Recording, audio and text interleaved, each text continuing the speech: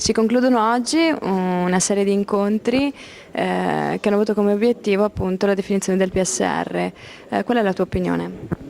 Beh, la mia opinione è che sia un programma diverso, innovativo, con le linee di intervento che abbiamo visto si possono fare molte cose. Adesso siamo curiosi di andare a sentire un attimino come sono state tradotte le linee di intervento che abbiamo visto e che abbiamo commentato su quelli che sono proprio i bandi a cui dovremo accedere. Insomma, si spera una forte riduzione della burocrazia.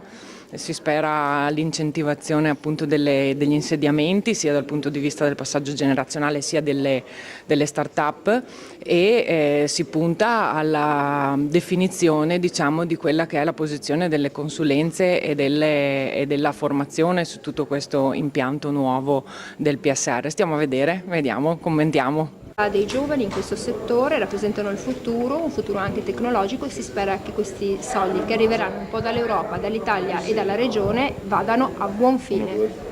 Sì, come d'uso bisogna puntare sui giovani perché la tendenza è quella appunto di avere una media di conduttori over 65 molto alta. Le osservazioni dei giovani del forum PAC 2020 sulla fase 2 vertevano anche su questo punto, quindi sul ricambio generazionale, sull'agevolazione dei passaggi di consegne tra i conduttori senior e i conduttori più giovani.